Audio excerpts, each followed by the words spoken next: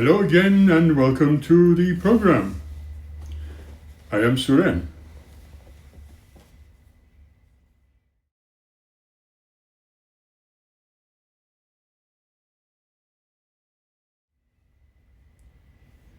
I feel like asking the following question once more.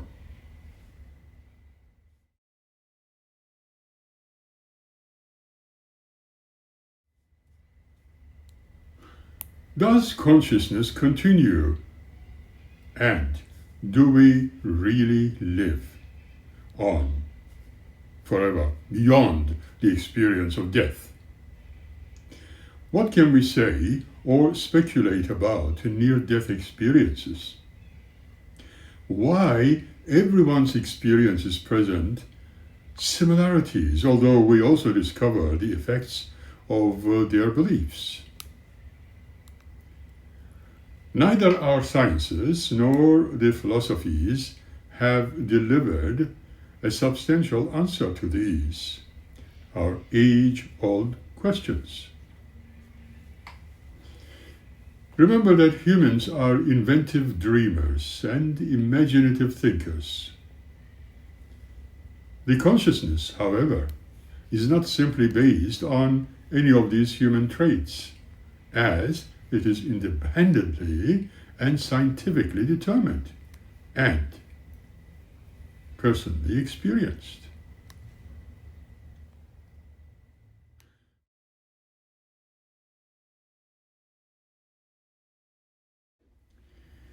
One of the old philosophical arguments considers the question: are we here specifically to create conscious thought? And it is a form of energy which can never be eliminated, but used to create many other forms thereof. It is almost like the Olden Edict, which asks the question about what happens to it after the human, as genetically programmed, passes away. Our sciences tell us that after we expire, the consciousness we experienced is no longer available. It is similar to a candle which eventually dies down, and so what really happens to it? It therefore remains meaningless when it no longer exists.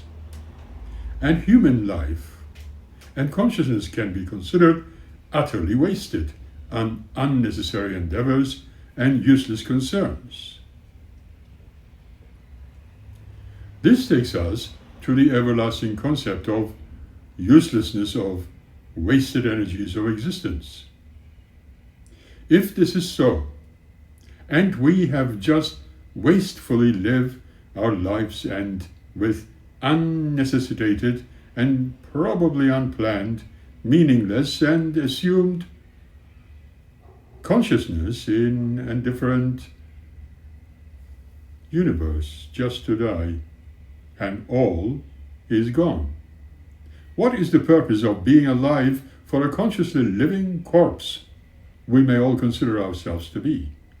What is the use of becoming intelligent, creating a personality, just to accept the inevitable end of all things we are?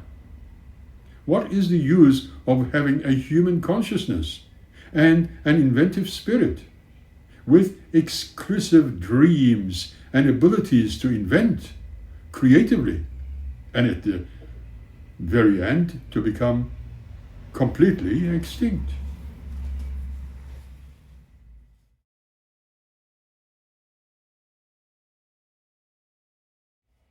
What are we in reality, living consciously now and gone forever into unconscious nothingness? If this is the only reality for being a human with all the sufferings in a world gone mad, what is the ultimate goal for being alive? Question: what is the end of being born? Living a life of concerns and conducting miserable acts of war, enmity, hatred, love, acceptance, building a home, a family, having children, creating generations and considering a future. Some may consider these points as an utter nonsense, and we can still consider such a notion unintelligent and perhaps a product of lazy to think type of humans.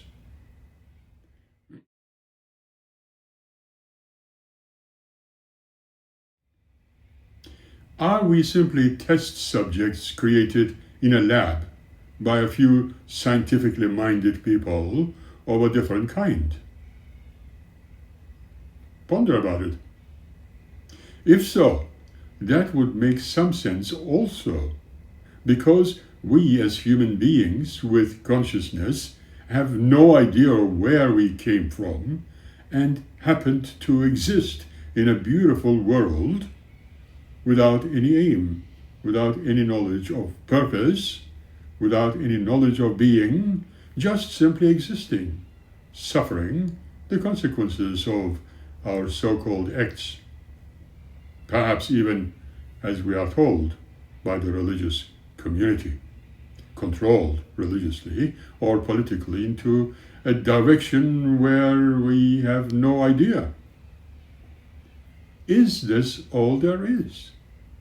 Logically, there is no sense.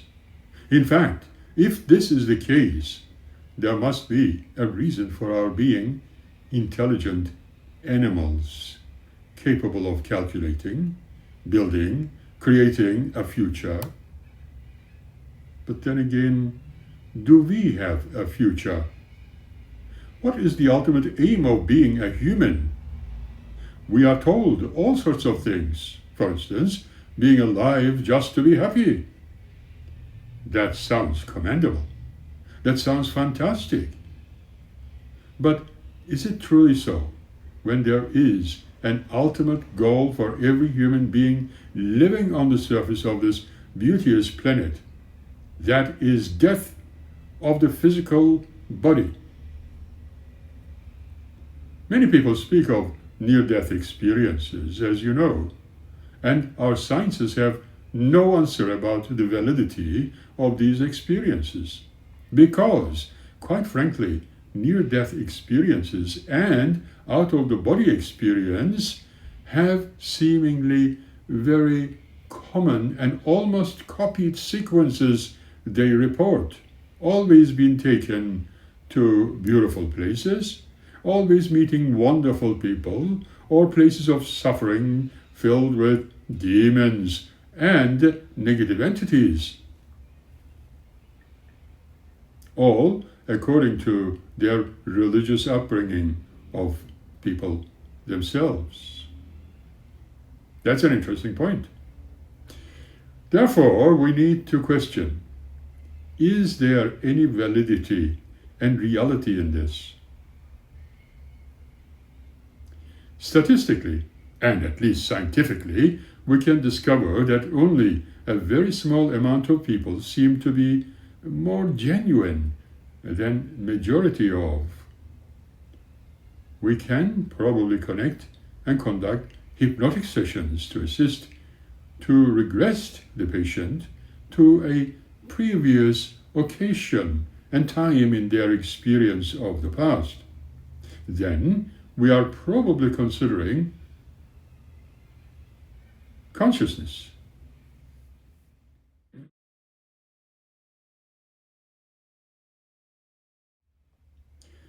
When our scientists claim when the body dies, all that consciousness dies down with it. However, consciousness is, as claimed to be, an energy, and energy can never be destroyed, but it can be changed. If that is the case, what is the concern about creating this energy we may name as consciousness? When there is no predictable future, that brings us to the point where we have to accept that there has to be something causing it all or nothing. because there would be no reason of being born, living, suffering, and eventually to become completely annihilated. Nothing is left. Let's now consider some of the experiences people have. And as we have considered various belief systems in this regard in past sessions, let us put it all aside for a moment and put everything under a microscope and re-examining the pros and cons, reals and fake ones, altogether, and see what we will come up with as a conclusion, if there is one simple discovery, or even if there can be one. The idea of consciousness, or continuing to exist after death, is therefore the subject of philosophical and spiritual interest. Scientific understanding of today's leans towards the cessation of awareness with the death of the brain.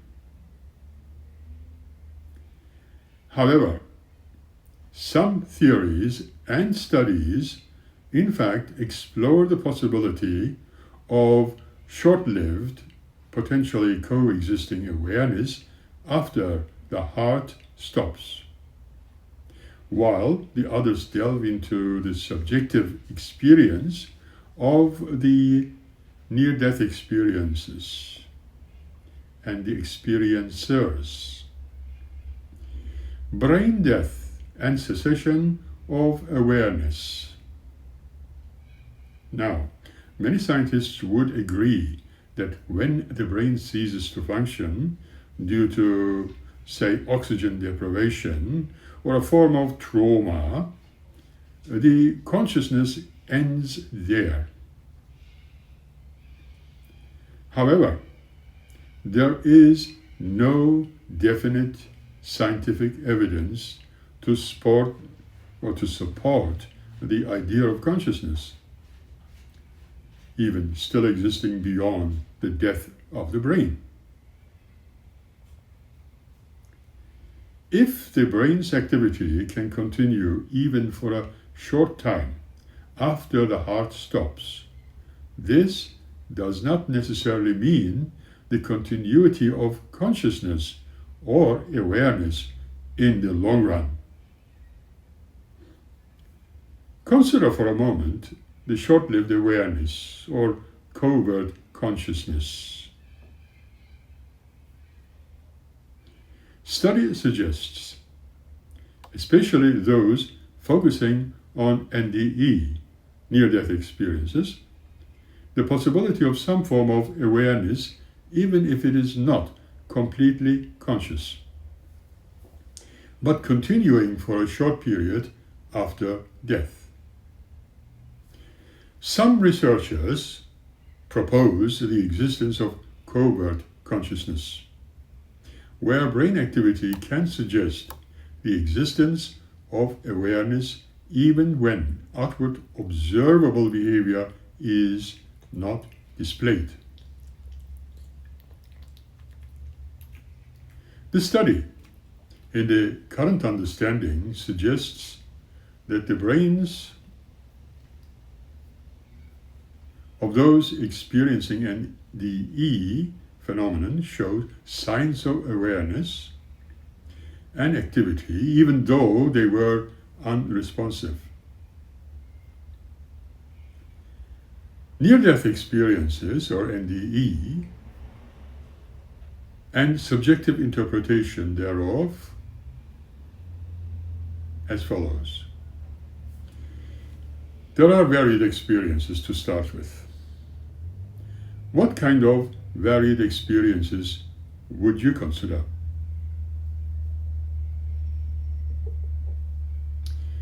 Let us not forget that NDEs are subjective experiences as reported by individuals who have undergone near-death experiences, and they vary greatly.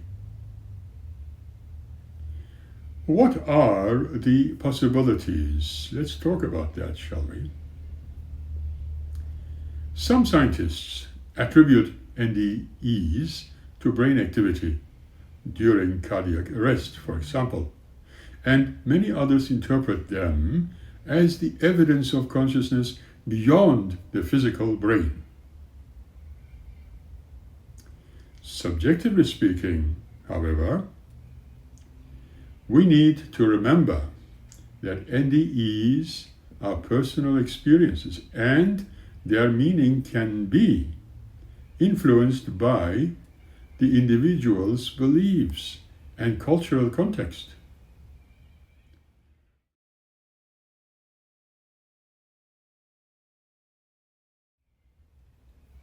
What about the philosophical and spiritual perspectives? That's an interesting question. The question of the soul.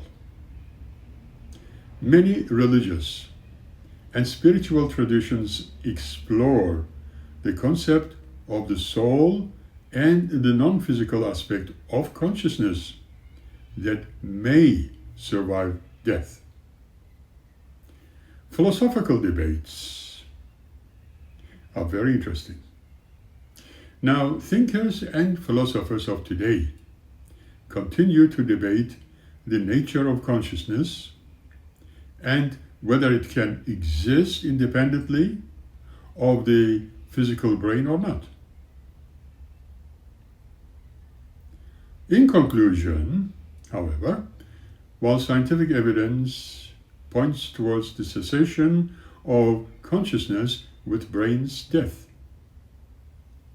there is still room for ongoing exploration and debate about nature of awareness, especially in the context of NDEs and philosophical perspectives we also need to consider.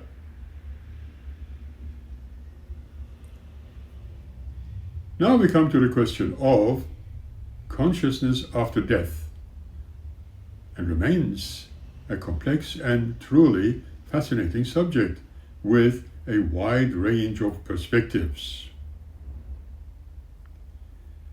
Inter Alia magazine during 2022 published an article by P. Nova where we discover the following. He says, "What happens when we die? Unless we accept a religious explanation, and the only remaining possibility seems to be the annihilation of consciousness. However, when we consider consciousness as yet another form of energy, as we said before, we will have to do a few changes to our conclusions."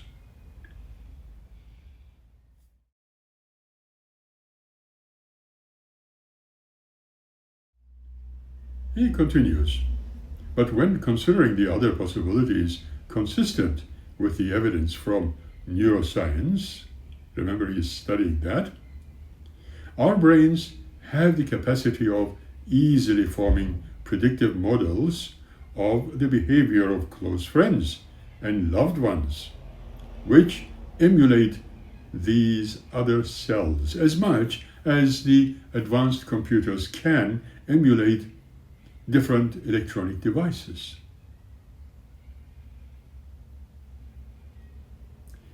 When are these emulations are conscious, would you say?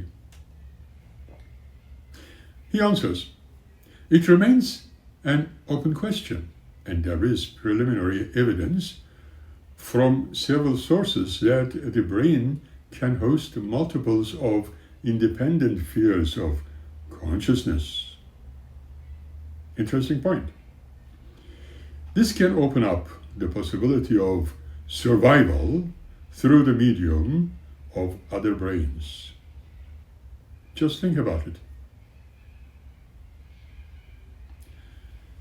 Some are lucky enough to have total conviction that a pleasant afterlife awaits. Alas, most of us harbor doubts, which can cuddle into profound terror. There are at least two reasons we might feel death as an experience that deprives us from being able to carry out our life's work, which can encompass everything from creating works of art to traveling the world to raising our children or grandchildren. Then at least we can do something about it, as he says, as we further read. We can put our plans in place to carry this work forward, even after we are gone. But the second thing death takes from us is our capacity to experience or to be conscious of things. Is it so? We don't know. According to this author, there seems to be no hope that after we die, our consciousness will continue when we think in scientific terms as it is currently understood. He answers the question of then what could happen. Well, we may probably try to ignore death, but it has a way of forcing itself upon us. Good point. Since imagination also plays a great role in science, let us consider if consciousness existed exterior and free from the coinciding body, similar to the nature of independent thoughts, which our sciences are beginning to consider without any religious ideals. What then can we expect? However, the author writes further, my first real brush with death was watching my grandpa be swallowed up by Alzheimer's disease. Just led me to pursue my PhD in neuroscience and hope of finding cure.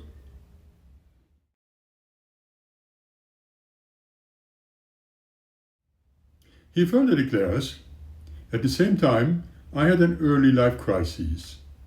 I was struggling to find my place in the world and wanted to understand what it all meant. Since I wanted my beliefs to be based on evidence, I did not find answers offered by traditional faith satisfying. I can agree with that. I went through the same. Since I had similar experiences, and hopefully without sounding too critical, I would like to say there is no harm or negative feeling about alternative considerations. He further explains, but as I learned more about the brain, I came to a surprising conclusion. Another good point. We are used to thinking about biological death. When the heart stops beating and the brain stops firing at the end of us. There are cases where these do not go inside.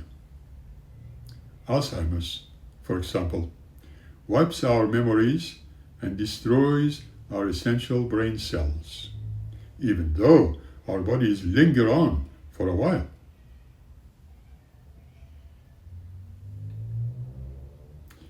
I also began to explore an even stranger possibility. The opposite might also be true. What if biological death is not the end of the self or over our conscious experiences? I reached this conclusion strictly through my understanding of how the mind works, without any metaphysical concepts and no souls required. He further explains, in this article, I will make the keys that are formed in the afterlife, which bears a strong resemblance to reincarnation and is compatible with the scientific worldview. If there is a belief in the existence of the soul, this entire essay would seem like an exercise in futility. Quite right. If you are religious or open to the possibility, then the answer is simple. Souls are attached to our bodies during life, surviving after death, and carries us into the great beyond. But he says, I don't think this is true though. Even if souls do exist, they are not us in the ways that matter most. Believers in the traditional afterlives think that they will continue to have conscious experiences after death. This means that the soul is conscious or supports consciousness. It is not enough evidence that the soul exists after death and has experiences for it really be your afterlife. This soul has to be you and have your experiences. What this means is difficult to pin down, but I would suggest that it has to have the same kind of mental life that you do. It has to think the way you do. Why does your soul have to share your mental life in order to really count as a continuation of you? Hey, that's a good question. Intuitively, we tend to think the essence of a person is more closely tied to their mind and personality than to their body. Think of the body swap movie, like the Freaky Friday in the story. The mother's mind swaps into her daughter's body, and vice versa. We accept as viewers that after the swap, the person who looks like the daughter is really her mother, because that is where her mind is.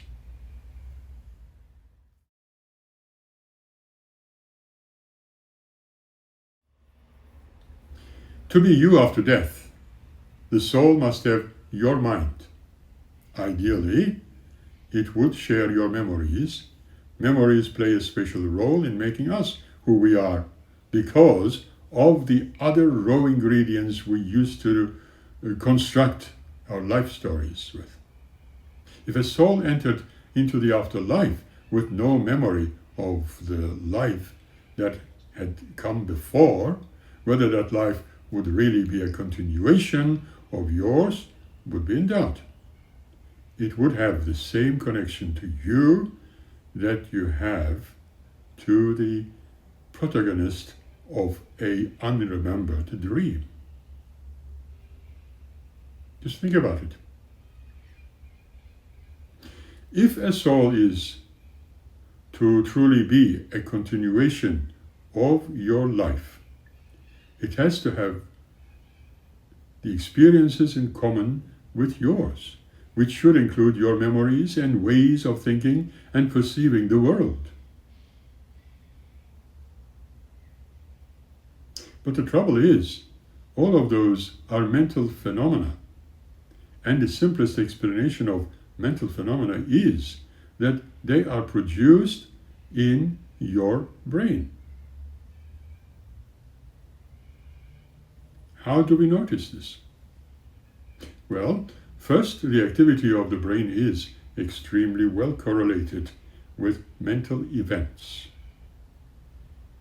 Techniques such as EEG and GMRI allow us to measure the activity of the brain, and we can see it buzzing with activity when study participants perform mental tasks, ranging from doing mental mathematics, picturing objects in their imagination, recalling an emotional memory, or learning a new language.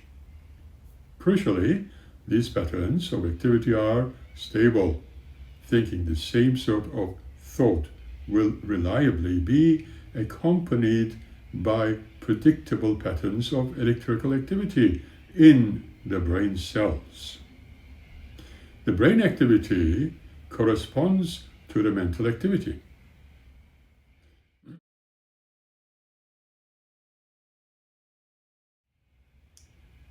Coordination is not causation, but we also know that making physical changes to the brain leads predictively to the changes in thoughts and experience.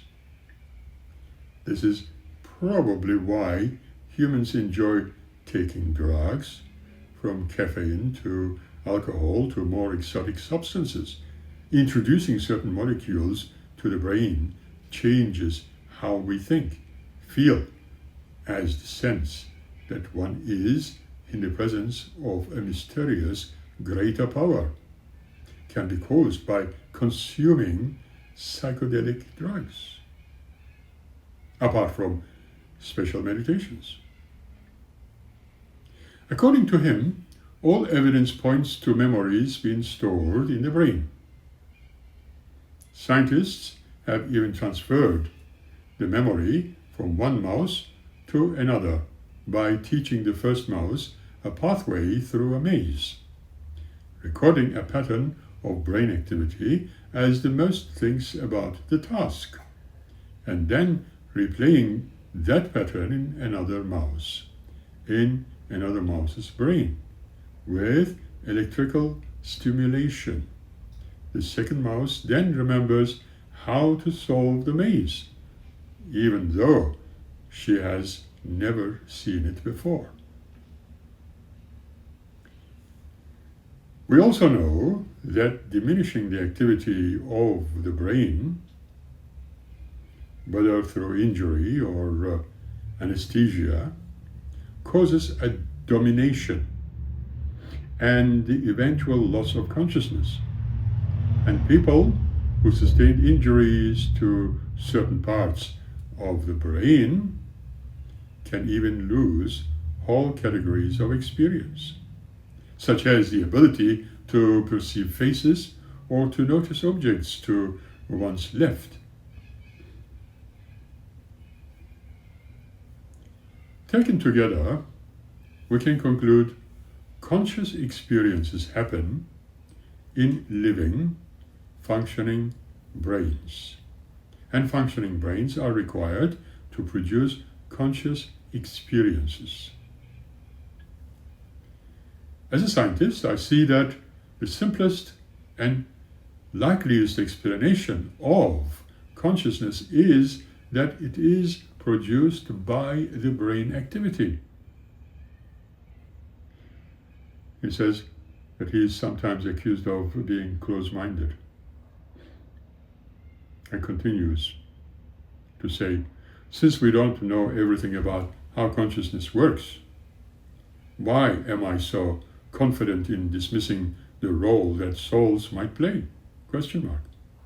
If there are gaps in our understanding of how the brain works, as there certainly are, how can I rule out that consciousness might process after death via the soul? Good question. It is true that we understand very little about how consciousness works. We can point to patterns of electrical activity in the brain that go on during thinking, but it is not obvious why it feels the way it does to have those kinds of mental experiences.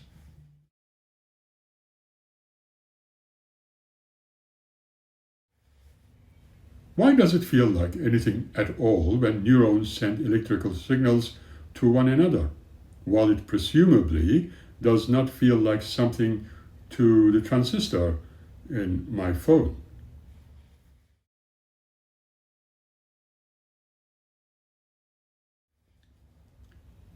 Why does a certain pattern or electrical activity cause all the experiences?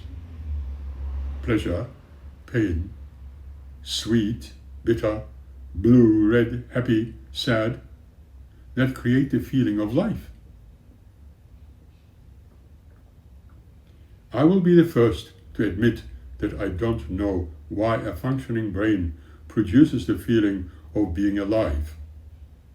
But we have good reason to believe that our brain is an essential ingredient, and no reason to think that consciousness can arise in other places. This could change as we develop more sophisticated artificial intelligence, which may become conscious if set up in the right way. I also expect that there are fundamental things about the universe that we don't understand and have yet to discover. It may turn out that souls or other metaphysical things do exist and are involved in consciousness in some way. Maybe, for example, the universe is provided by an invisible, unobservable mind field that has to interact with our brain to make it conscious. These things are not currently the simplest possible explanations. But as we learn more about the world around us, they may turn out to be right.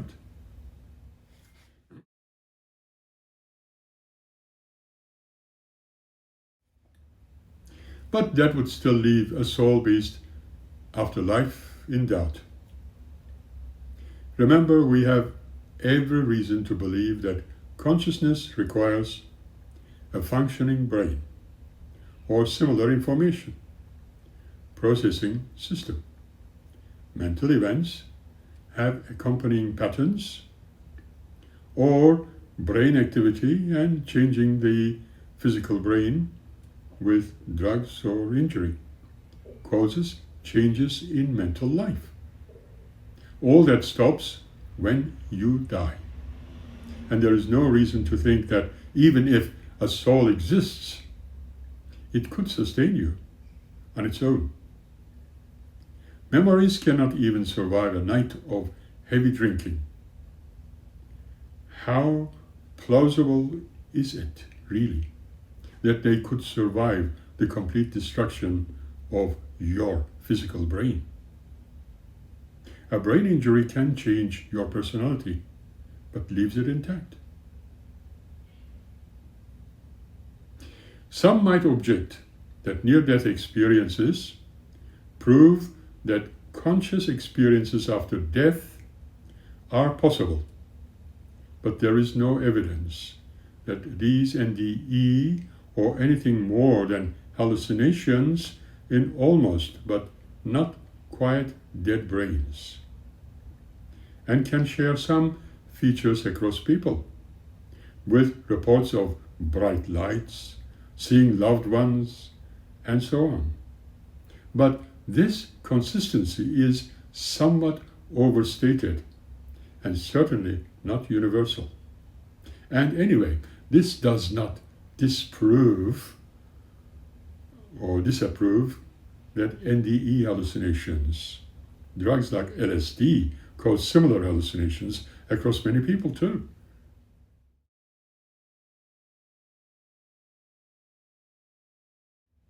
Some researchers have tried to prove that the out-of-body experiences reported during NDEs are real perceptions by a soul that is literally separated from the body.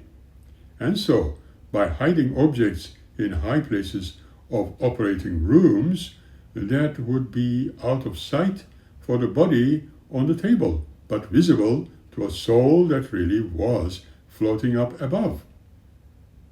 I'm surprised by these studies which have failed. If anyone succeeded, I will be happy to change my mind. But until then, I see no reason to believe that souls carry us into the great beyond, he says.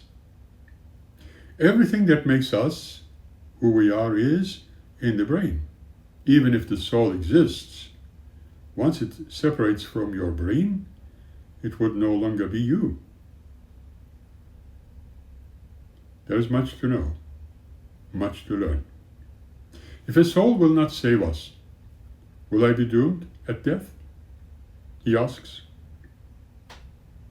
Not necessarily so. I think it is possible, even likely, that death will not be the end of experience.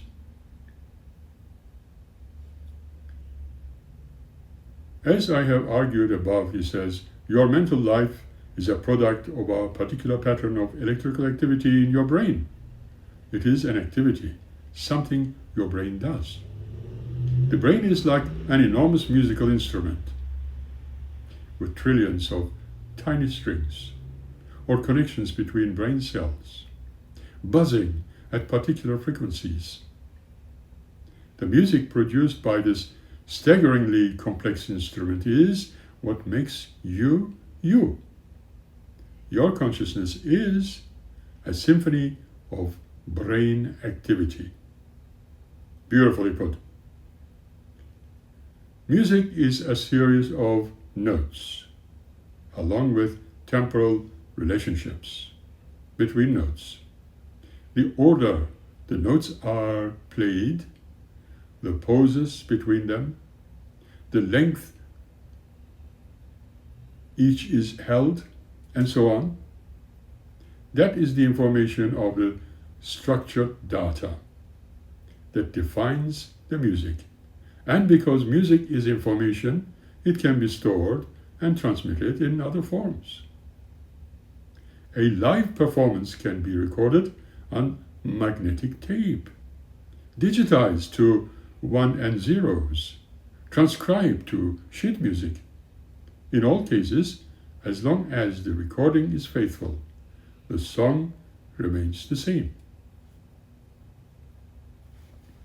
This is characteristic of information. It can be stored and transmitted in many different forms, while still containing the same essential data. Information is resilient. It needs some physical medium to be stored in, with a paper or computer chips or human brains. But it can coexist in many different storage media at once.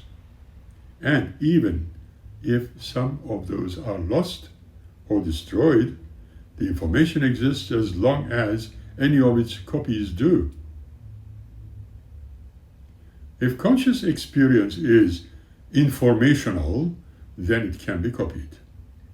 And if it can be copied, then it can survive the death of its original vessel.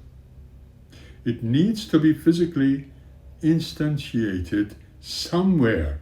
It cannot just exist as a ghostly soul.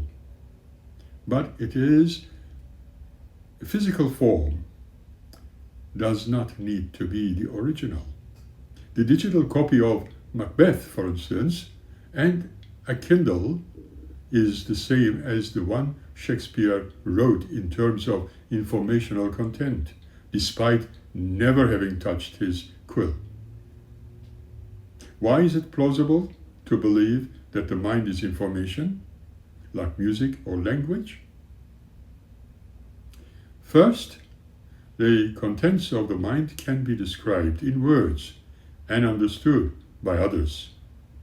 This means that our mental states can be transformed into another form of information and transferred, just as the information in music can be expressed as vibrations in the air, notes on a page, or bits and bytes in a computer. Secondly, the things that go on in our mind represent events in the world. They encode data about what we are experiencing.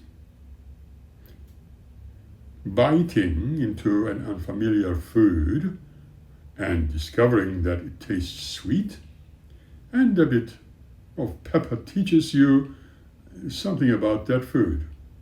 And finally, These experiences are the result of information processing in the brain. Cells in the brain are arranged into circuits, and the computations these circuits perform are what produces the events we experience in our minds. What does it mean to experience something in your mind? To hear a new song, for example, and to be aware of hearing that song. To have a conscious experience is just to recognize that your brain circuitry is in a particular state. Hearing music is being aware that a certain pattern of vibrations in the air is causing a certain response in your eardrums, which leads to a certain pattern of electrical activity in the brain. Our intuition also tells us that the self is a kind of information which can be transferred, stored, and shared. We really accept fictional stories in which one character's mental contents are transferred into another person's body and into a robot. And we expect the recipient of this transfer is the real person. The reason it is probably not obvious to most people that the self is a kind of information, just like music or language, is that we do not have the technology yet to copy and store ourselves. Information theory, the branch of science that studies and quantifies information and its properties, was invented only after electronic communication. Before messages could be sent over telegraph wires, it was not obvious to people that language and sound were both forms of information, having shared properties. Information did not exist as a human concept until about 1920s. I suspect that if it becomes possible to store backup copies of the mind in a computer, that you and I are just another kind of information will suddenly become common sense. If the mind is informational, then it can be copied, and these copies can outlive the original, not as imposters, but as the real deal. Every copy is as much the real thing as any other, as long as the relevant information is the same. For Hamlet, for instance, words for us, mental events.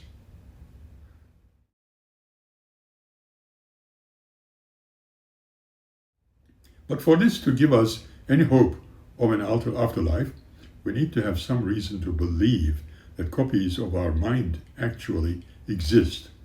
Someday, technology may provide a solution, and I expect that it will become possible to copy the mind into a computer. Many of us, considering this, including myself, we are probably born too early for such technology to save us.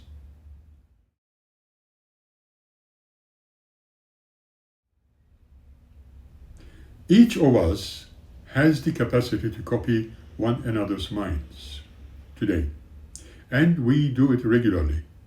You just probably don't think about it as copying. You call it getting to know each other, or maybe empathy or love. Think of someone you know very intimately, a best friend perhaps, romantic partner, or close family member. You carry lots of memories of this person, and you can also easily anticipate their reaction to a new situation. She would not want her birthday to be a surprise. She hates surprises, remember?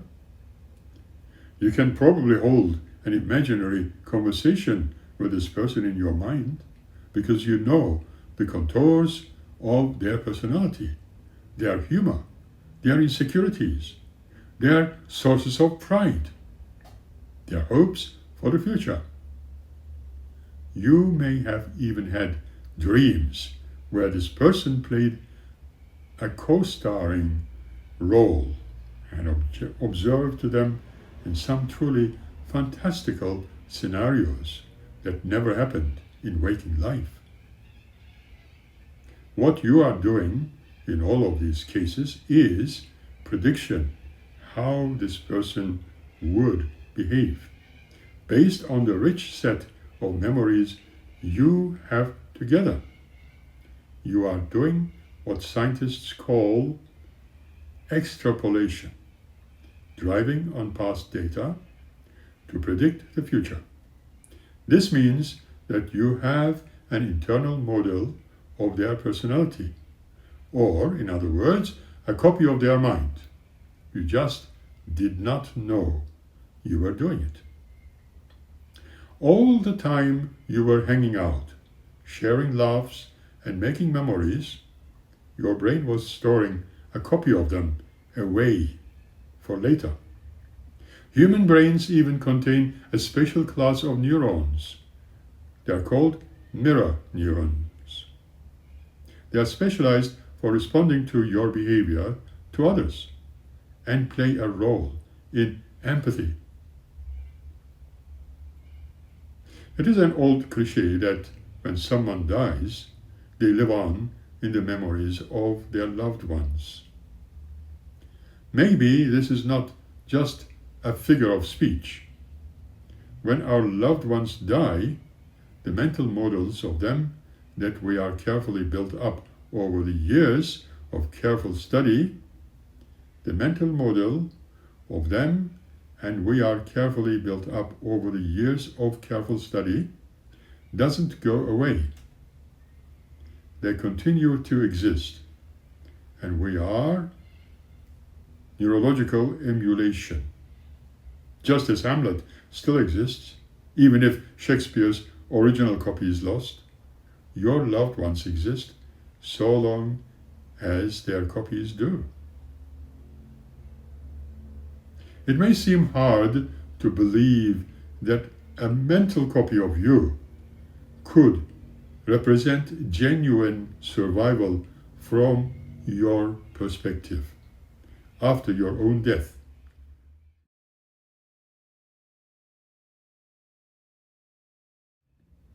So, let's consider a few possible objections. First, to be genuine survival, the copy would have to be conscious. Is this believable? We tend to think that each brain contains only one conscious self, which would make it impossible for these models of our loved ones to be conscious in their own right. But this way of looking at the brain is probably wrong. Evidence from split brain patients, people who have the half of their brain surgically separated to prevent severe epilepsy, suggests that each half of the brain develops a separate sphere of consciousness, at least under some circumstances. One half of the brain tends to control speech and the right side of the body, while the other half of the brain controls the right side. And in split brain patients, these two sides can behave independently from, and sometimes in conflict with, each other.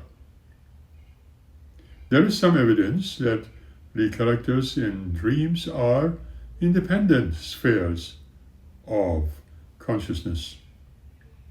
The characters in your dreams can withhold information from you, or vice versa.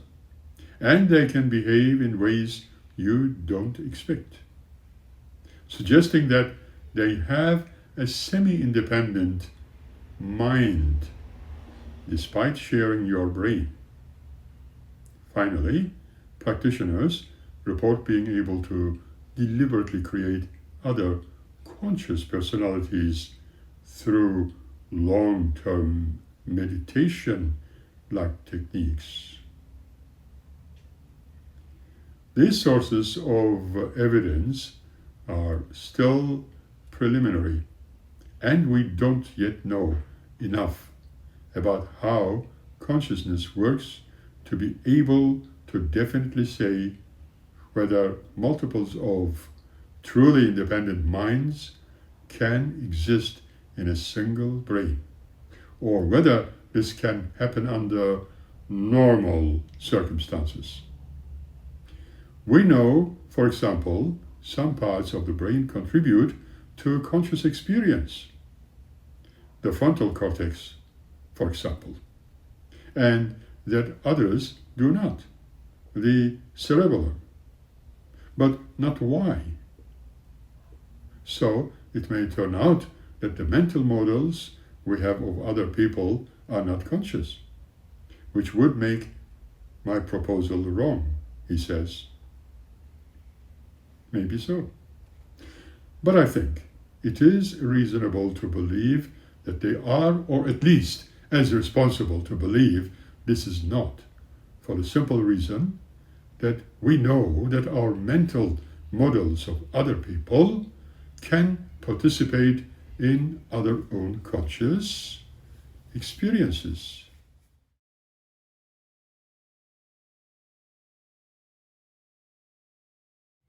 When we hold an imaginary dialogue with a loved one, we are reconstructing the way they think and being aware of it.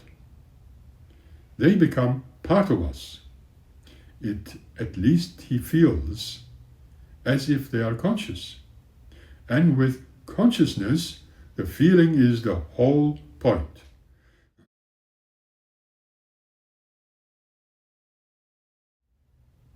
Another objection to whether this is genuine survival is that even if our models of other people are conscious, they might not be the original person's consciousness. They may be just a copy. In other words, if I die tomorrow and my loved ones carry mental models of me, can I really expect to continue having experiences inside their brains?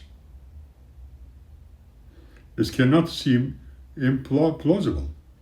After all, those models of me exist right now, and I don't feel their experiences.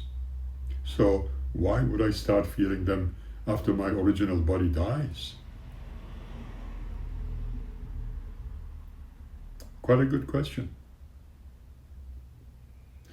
We are used to thinking of ourselves as physical things, where each individual is unique. Two cars may look alike, may even be the same model, he says, but I'm not the same as the car. If I get into a car, it really looks like mine. I am a thief. But information does not work this way. Two copies of Hamlet are both the exact same story. Even if one copy was printed first, the second copy is not an imposter, as long as it has the same words. If we believe that what really matters is our minds, and that our minds are information, then it doesn't matter that another version of your mind is just a copy. Any copy of a bit of information is the real thing. This introduces one final problem. Any mental copy we can make of another person is incomplete. No matter how well we think we know someone else, we cannot know everything about them. So, while a full copy of your mind would be the real thing, a partial copy is just that, only partially you. So maybe it is fair to say that we do live on in other people, but only partly. That sounds just fine to me. In fact, it is exactly what would happen to you if you were never tired. Given enough time, compare yourself to how you were, say, 10 years ago. Are you exactly the same? Of course not. Your personality has changed in ways big and small, deliberate and circumstantial. You have learned new things and forgotten others. You are only a partial copy of your older self.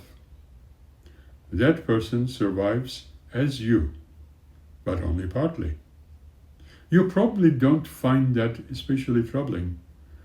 Quite the opposite, since we actively seek personal change. You will survive only partially in other people once you die. But you already survive only partially from 1 year to the next. In other words, what happens when you die is remarkably similar to what happens when you continue to live.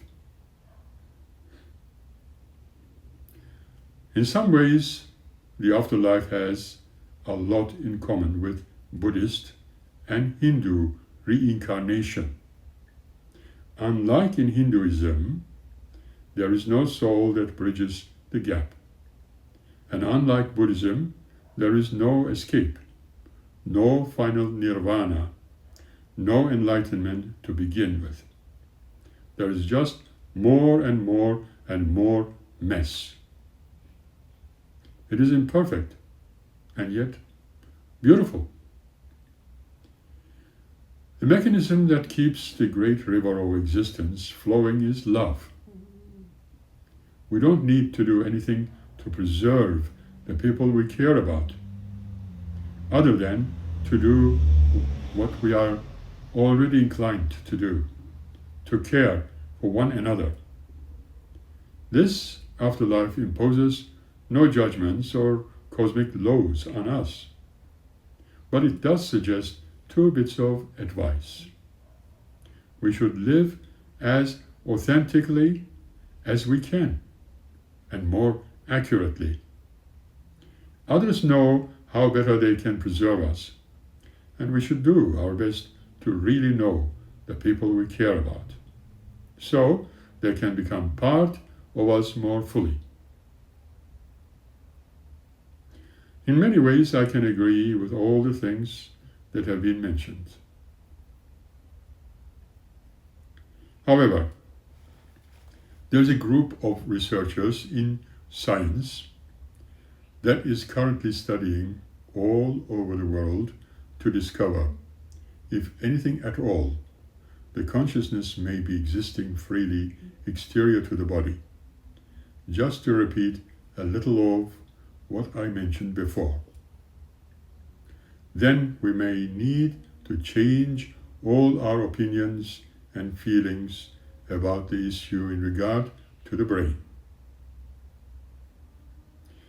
There have been instances where the person's brain has been damaged and or partially removed from the skull.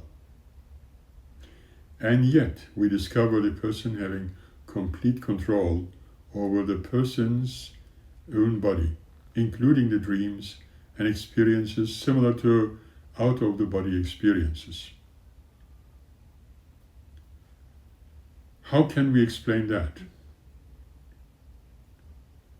These instances where recorded patterns have been replayed by the so-called sensitives or equipment used without any human intervention, where the so-called deceased have been able to communicate the things when they were personally familiar with and remembered occasions, adventures, and the people have correctly mentioned everything somehow fulfilling the required criteria.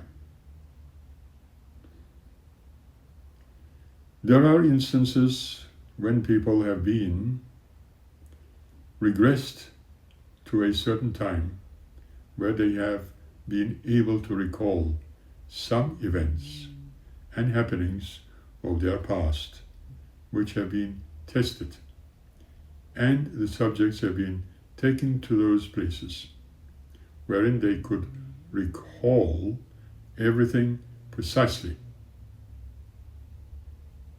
This, of course, does not implicate that they have truly lived in those places, but the recorded sequences of thoughts and memories of the consciousness of aforetimes still lingering and impelling into the cultural system of our current times, people and electronic devices used for the purpose. This will be an additional study, I'm sure, and there are some who are already working on this particular issue.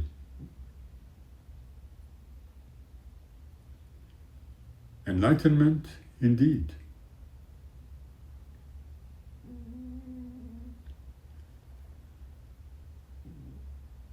I wish you a beautiful time until we meet again. Keep on smiling and be happy.